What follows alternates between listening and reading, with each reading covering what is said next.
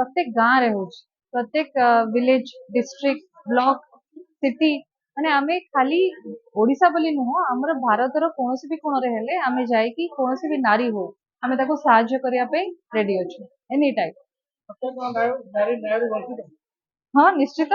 आपण आपण तो अधिक किए जानबे आपण माने डेली जतिटा केस कवर करछंती आपण माने निजे कहि देबे केते नारी सुरक्षित अछि काना आमे आमे निजे घरु आसिला बेलको एकुटी आसी पारनु आपण माने आपणक झियो थिबो आपणकर भौणी थिबे आपणकर मां थिबे आपण एकुटी छाडी पार नथिबे आजकल तो दिन रे भी एकुटी छाडी पारना राती तो बहुत दूर कथा है नारी बिल्कुल असुरक्षित सुरक्षित हेबे जदि निजे नारी गोटे अवेयर हबो आउ गोटे जिंस सरकार जदि जो क्राइम जे करूची जे परपेट्रेटर अछि ताकू दंड भले से मिलिबो दंड भी भले से कहले आपण मत पचारबे कोन मु कहबी ताको फांसी दंड मिले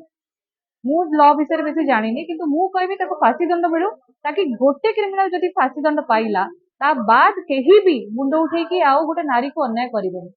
एटा हला मोर छोटरे मोर रिक्वेस्ट गवर्नमेंट को जे जेति की भी क्रिमिनल आजकल बाहर जेते भी क्राइम होची समस्त को जो माने सब गणधर्षण लेडीज मान को स्पेशली जो गणधर्षण होची कि तांको मर्डर होची तांको हार्मफुल डेथ करा जाऊ तो देखंतु गोटे स्त्री लोक मु एबे मोर स्पेशलाइजेशन हला जे मु स्त्री लोक मान को एम्पावर करिया को चाहूची से मेंटली हो इकोनॉमिकली हो फिजिकली हो तो गोटे स्त्री लोक जेतेबेले एम्पावर हे जिवो निजे सक्षम हबो निजे गोडरे ठिया हबो निजे किछि पैसा रोजगार करि पारिबो कि निजे अवेयर थिबो कि निजे से कोन वायलेंस फेस करूची केते स्त्री लोक अछंती केते नारी अछंती जो माने घरे विभिन्न वायलेंस रो सम्मुखीन होचंती कि जानि पारुना तेणु सेमानकु सेई ज्ञानटा आसु जे सेमाने असुरक्षित अछंती सेमाने वायलेंस फेस करूचंती खाली जे नुह जे गोटे स्वामी स्त्री हो कि भाई भौणी हो समाज रे बहुत एमती अछि आम पड़िसा घर हो कि आम आख पाखे आम जाऊथबा समाज रे हो बहुत बहुत बाटर आम देखिछे वायलेंस होउची आम जने रास्ता रे भी जाउछे हमको एमिति अछंती लोक जो माने असामाजिक लोक अछंती हमको हैरान करूछंती ए सब कार्यक्रम नै कि संकट की होला मु कहबी एथरे दी जण जाक हबा का गोटे पुरुष गोटे नारी काहे कि ना आम समाज रे गोटी हे जाति दीटा जाति अछि गोटे हला पुरुष गोटे हला नारी याठू अधिका कौन जाति ना पुरुष समाज नारी समाज जिते एकाठी मिसिकी उठिबे आंदोलन करेंगे से नारी प्रति अन्यायटा कमिଯିବ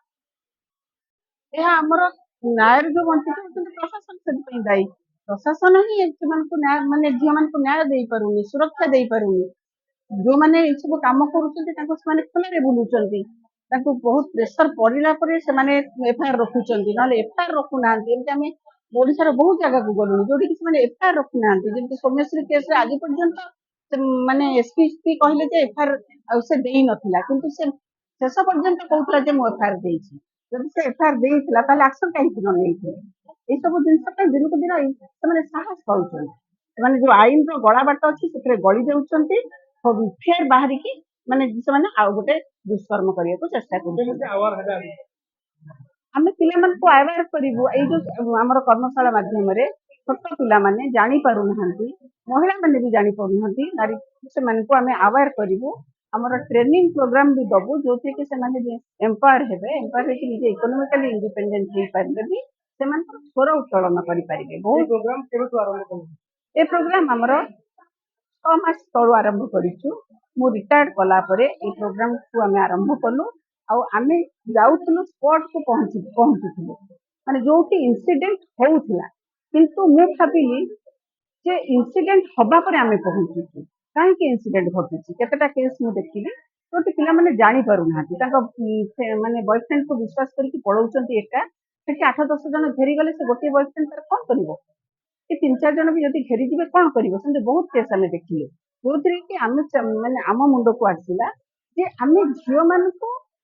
ମାନେ ଆୱାର କରିବୁ ଏସବୁ ଯେମିତି ଆଗକୁ ନହବ ସେମାନେ ନିଜେ ସଚେତନ ହେଲେ ସେମାନେ ଏଇ ଘଟଣା ଘଟିବା ଆଗରୁ ସେମାନେ ସଚେତନ ହେଇଯିବେ ଯାହାଦ୍ୱାରା କି ଏ ଘଟଣା ଆଉ ବଢି ମାନେ ହବ ନାହିଁ ତାଙ୍କ କେସରେ ସେଥିପାଇଁ ଆମେ ଏଇ ସବୁ କର୍ମଶାଳା ଗୁଡାକ ଆମେ କରିବୁ ସବୁ ଓମେନ୍ସ କଲେଜ ଗୁଡାକରେ ଆମର ଆଗକୁ ଓଡିଶା ସାରା ଯେତେ ଓମେନ୍ସ କଲେଜ ଅଛି ଆମେ ଆୱାର କରିବୁ ମାନେ ତାପରେ ସ୍କୁଲ ଗୁଡାକରେ ବି କରିବୁ କାହିଁକି 7th to 10th ପର୍ଯ୍ୟନ୍ତ ପିଲାମାନେ ବି ସେମାନେ ବି ସୁରକ୍ଷିତ ନୁହନ୍ତି ଏବେ ତ ଦେଖିଲେ ଗୋଟେ କେସ୍ ବାସୁଦେବପୁରରେ ସେ ଝିଅକୁ ନେଇଗଲେ ନେଇକି ତାକୁ କ'ଣ ମାରିକି ପକେଇ ଦେଇଛନ୍ତି। ସେସବୁ ଜିନିଷକୁ ଆମେ ରୋକିବାକୁ ଚାହୁଁଛୁ, ତାକୁ ଆୱାର କରିବାକୁ ଚାହୁଁଛୁ, ପ୍ୟାରେଣ୍ଟସ୍ ମାନଙ୍କୁ ବି ଆୱାର କରିବାକୁ ଚାହୁଁଛୁ। ପ୍ୟାରେଣ୍ଟସ୍ ମାନେ ବି ସଚେତନ ହେଲେ ସେମାନେ ପିଲାମାନଙ୍କୁ ଛୋଟରୁ ସଚେତନ କରିବେ, ଏଇ ଜାଗାକୁ ଯିବନି, ସେଇ ଜାଗାକୁ ଯିବନି, କ'ଣ ତମର କରିବା ଉଚିତ, ନିଜକୁ କେମିତି ପ୍ରୋଟେକ୍ସନ ଦେଇ ରଖିବା ଉଚିତ, ଏସବୁ ଜିନିଷ କରିବେ। ଖାଲି ଆମର ଉଦ୍ଦେଶ୍ୟ ନୁହେଁ ଯେ ଯାଇକି ସ୍ପଟରେ ପହଞ୍ଚିଯିବେ। ପ୍ରିଭେଣ୍ଟ ଆୱାରନେସ୍ ଦ୍ୱାରା ହିଁ କରାହବ। ଆମେ ଡିମାଣ୍ଡ କରିକି ଯାଇକି ଆମେ ପୋଲିସ ଷ୍ଟେସନକୁ ଯାଉଛୁ, ଏସପିଙ୍କୁ ଦେଖା କରୁଛୁ, କଲେକ୍ଟରଙ୍କୁ ଦେଖା କରୁଛୁ, ତାଙ୍କୁ ବି ଆମେ କହୁଛୁ ଇମିଡିଏଟ ସେମାନଙ୍କୁ ମାନେ ଏଫଆଇଆର ଗ୍ରହଣ କରନ୍ତୁ, ଆଉ ଯିଏ ବି ଦୋଷୀ ତାକୁ ତୁରନ୍ତ ଦଣ୍ଡ ଦିଅନ୍ତୁ। ଆଉ ବେଶୀ ଆମେ କରିପାରିବୁ ଏ ପ୍ରିଭେଣ୍ଟ ଏଇ ଯୋଉ ଆମର ଆୱାରନେସ୍ ପ୍ରୋଗ୍ରାମ ମାଧ୍ୟମରେ। गोटे सुंदर अभिनव प्रयास जो नारी न्याय बाहिनी तरफ तथा स्कूल रो छात्री मानक नहीं जो प्रोग्राम टी करा जायतिला कि सेमानंकु एम्पावर करा जाय, केमती प्रिवेंशन करा जाय अगेंस्ट एट्रोसिटीज, ताकु नहीं जो कर्मशाला आयोजन करा गला सेतरे जो माने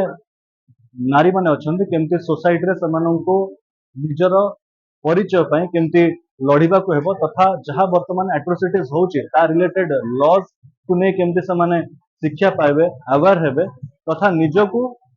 सशक्त करी निजर ढाल निजे बनिकी रहिबे ता रिलेटेड सेमानंकु जणा जायतिला। एवं सेमानंकु मध्य कुहा जायछि एठु गला पर जेंति तांकर सांग साथी तथा भाई भौणी मानकु मध्य एही वार्ता देई